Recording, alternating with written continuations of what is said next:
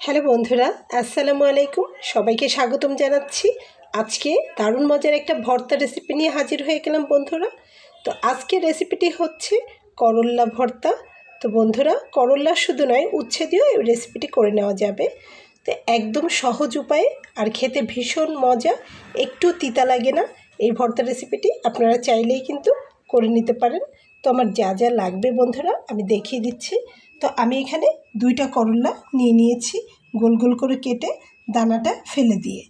তারপর আমি এখানে পেঁয়াজ নিয়েছি, একটি পেঁয়াজ বড় করে কেটে নিয়েছি চাকা চাকা করে। পেঁয়াজ খুব বেশি দেওয়া যাবে না, তাহলে প্যাচপ্যাচা হয়ে যাবে। আর এখানে আমি নিয়ে নিয়েছি কাঁচামরিচ, তবে একটু লাল দেখে। আর এখানে 3টা শুকনো মরিচ নিয়েছি, আর কয়েক কোয়া রসুন আমি নিয়েছি বন্ধুরা। আর কিছুই লাগবে না। আর অবশ্যই এই রেসিপিটি সরিষার তেল দিয়ে করতে হবে। খেতে ভীষণ মজার, কেউ বুঝতেই পারবে না যে এটা তেঁতোর একটা আইটেম। খেতে এত ভালো লাগে, অবশ্যই বাসায় একবার করে দেখবেন বন্ধুরা। তো চলুন কিভাবে তৈরি করব দেখিয়ে দিচ্ছি বন্ধুরা। চুলাতে আমি একটা কড়াই দিয়ে নিয়েছি, আর কড়াইটা একটু গরম করে তাতে আমি সরিষার তেল দিয়ে নিচ্ছি। তেলটার কিন্তু পরিমাণ রয়েছে 2 থেকে 3 টেবিল চামচ পরিমাণ তেল দিতে হবে। একদম খুব বেশি তেলে কিন্তু করা যাবে না। তো বন্ধুরা দেখুন, আমি যেখানে তেলটা দিয়ে নিয়েছি, তেলটা কিন্তু অলরেডি গরম হয়ে গেছে। তো প্রথমে আমি এখানে দিয়ে নেব শুকনো মরিচটা। শুকনো মরিচটা একটু ভালো করে ভেজে নেব।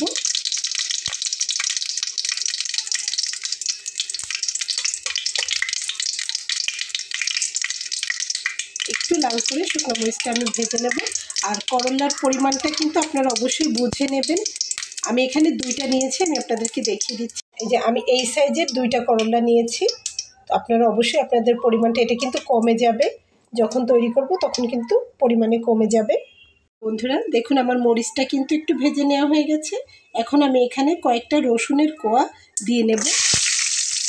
বন্ধুরা, রসুনের কোয়াটা একটু ভাজা হয়ে গেলে আমি তুলে নেব, তুলে রাখবো। তো আপনারা এই ভর্তা রেসিপিটি একবার এই নিয়মে করে দেখবেন, খেতে ভীষণ মজার। যদি মজা না লাগে তাহলে আমার ভিডিওতে এসে অবশ্যই জানাবেন যে ভালো লাগেনি বন্ধুরা। তো এখন আমি এখানে করলাগুলো দিয়ে দেব আস্তে করে।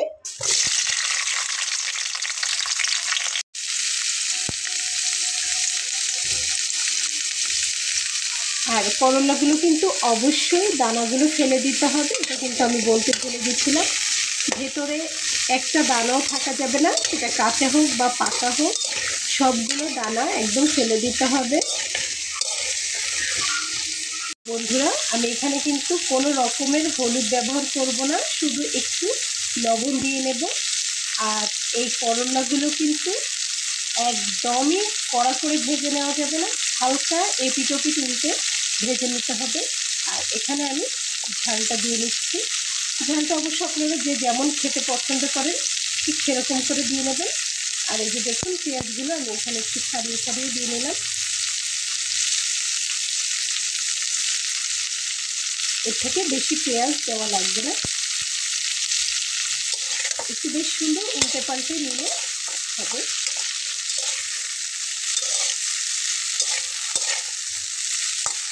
লবণটাও কিন্তু আপনারা পরিমাণ বুঝে শুনে দেবেন।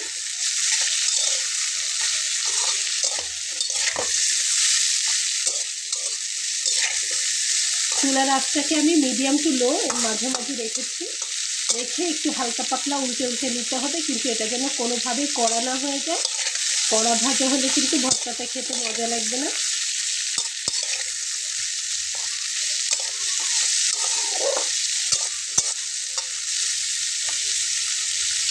একদমই আলাদা একটা টেস্ট আসবে, দুপুরবেলায় ভাতের সঙ্গে ভীষণ জমে যাবে একদম।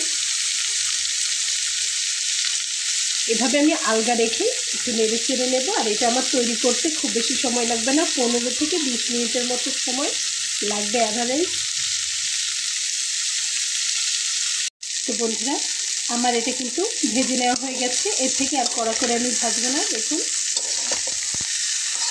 তো এরকম পর্যায়ে এসে আপনারা কিন্তু এটা ব্লেন্ডারে ব্লেন্ড করে নিতে পারেন, আবার শিলপাটাতেও বেটে নিতে পারেন। যেমন ব্যবস্থা আপনাদের কাছে থাকবে ঠিক সেভাবে আপনারা করে নেবেন। তো বন্ধুরা আমি করে নিয়ে আপনাদেরকে দেখাচ্ছি। তো বন্ধুরা দেখুন, আমি শিলপাটায় নিয়ে নিয়েছি। প্রচুর গরম, একটু ঠান্ডা হওয়ার জন্য অপেক্ষা করছি। তো তো আপনারা চাইলে একদম আধ ভাঙা করে নিতে পারেন, আর মিহি করে নিতে পারেন, যেমন যার খেতে ইচ্ছে করবে সে সেভাবেই করে নেবেন। একদম সহজ এই রেসিপিটি, আর খেতে তো ভীষণ মজা, একটু তিতা লাগবে না। তো একটু ঠান্ডা হলে আমি আপনাদেরকে বেটে দেখাবো বন্ধুরা। প্রচুর গরম রয়েছে। দেখুন আমার কিন্তু বেটে নেওয়া হয়ে গেছে, এক বাটাতেই মিহি হয়ে গেছে ভর্তাটা। আমি এখন তুলে নেব, বাকিটা আপনাদেরকে দেখাচ্ছি। দেখুন আমি এখানে কিন্তু ভর্তাটা তুলে নিয়েছি। এখন উপর থেকে আমি একটু সরিষার তেল দিয়ে নেব। উপর থেকে সরিষার তেলটা দিলে খেতে ভীষণ মজা লাগবে। তো রেসিপিটা তিতা হলেও প্রিয়জনের মুখে হাসিটা কিন্তু মিষ্টিই হবে। এখানে আমি একটা ভেজে রাখা শুকনো মরিচ দিয়ে নিলাম, আর এখানে দিয়ে নিচ্ছি রসুনগুলো।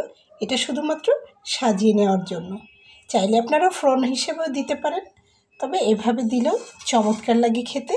তারপরে আমি এখানে দিয়ে নিচ্ছি একটু শুকনো মরিচ ফ্লেক্স করে নিয়েছি, কারণ শুকনো মরিচ ভাজার এই দানাটা যদি মুখের ভেতরে একটু পড়ে না, খেতে আরও স্বাদ লাগে। তো সেই জন্য এভাবে করে নিতে হবে বন্ধুরা। তো এই যে আমার ভর্তা রেসিপিটি একদম কমপ্লিট হয়ে গেল। তো বন্ধুরা কেমন লাগলো আপনাদের অবশ্যই জানাবেন। তো আশা করছি রেসিপিটি আপনাদের ভালো লেগেছে। রেসিপিটি যদি ভালো লেগে থাকে তাহলে আমার এই ছোটো চ্যানেলটিকে সাবস্ক্রাইব করে সঙ্গে থেকে যাবেন। দেখা হবে পরবর্তীতে নতুন কোনো রেসিপি নিয়ে। সে পর্যন্ত সবাই ভালো থাকবেন। আল্লাহ হাফেজ।